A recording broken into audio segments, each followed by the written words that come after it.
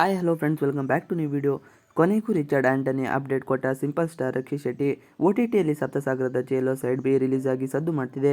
ಕೆಲವರು ಸಿನಿಮಾ ನೋಡಿ ಸಾಮಾಜಿಕ ಜಾಲತಾಣದಲ್ಲಿ ಮೆಚ್ಚುಗೆಯನ್ನು ವ್ಯಕ್ತಪಡಿಸಿಕೊಳ್ಳುತ್ತಿದ್ದಾರೆ. ರಕ್ಷಿತ್ ಶೆಟ್ಟಿ ನಿರ್ಮಿಸಿ ನಟಿಸಿದ ಈ ಸರಣಿ ಚಿತ್ರಕ್ಕೆ ಹೇಮಂತ್ ರಾವ್ ಆಕ್ಷನ್ ಕಟ್ ಹೇಳಿದ್ದಾರೆ. OTTಯಲ್ಲಿ ಡೀಟೇಲ್ ಆಗಿ ಸಿನಿಮಾ ನೋಡಿ ಮೆಚ್ಚಿಕೊಳ್ಳುತ್ತಿರುವುದಕ್ಕೂ ಚಿತ್ರತಂಡ ಖುಷಿ ತಂದಿದೆ. 10 ವರ್ಷಗಳ ಹಿಂದೆ ರಕ್ಷಿತ್ ಶೆಟ್ಟಿ ನಿರ್ದೇಶಿಸಿ ನಟಿಸಿದ್ದ ಉಳಿದವರು ಕಂಡಂತೆ ಸಿನಿಮಾ ಬಾಕ್ಸ್ ಆಫೀಸ್ನಲ್ಲಿ ಮುಗ್ಗರಿಸಿತ್ತು. ಆದರೆ ಕೆಲವರಿಗೆ ಮಾತ್ರ ಸಿನಿಮಾ ಬಹಳ ಇಷ್ಟವಾಗಿತ್ತು.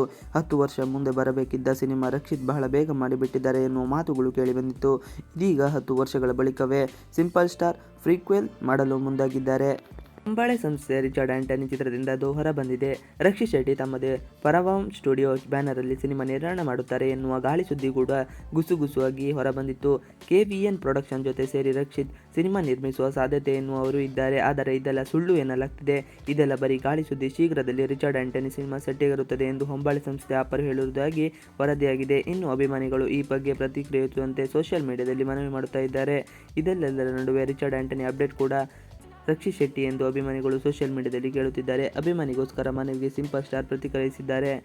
ಟ್ವಿಟರ್ನಲ್ಲಿ ಹೀಗೆ ಕೇಳಿದ ಪ್ರಶ್ನೆಗೆ ರಕ್ಷಿತ್ ಶೆಟ್ಟಿ ಮಾರ್ಚ್ 28ಕ್ಕೆ ಉಳಿದವರು ಕಂಡಂತೆ ಚಿತ್ರಕ್ಕೆ 10 ವರ್ಷ ಆಗುತ್ತೆ ಎಂದು ನಗುವಿನ ಇಮೋಜಿ ಹಾಕಿ ರಿಪ್ಲೈ ಮಾಡಿದ್ದಾರೆ.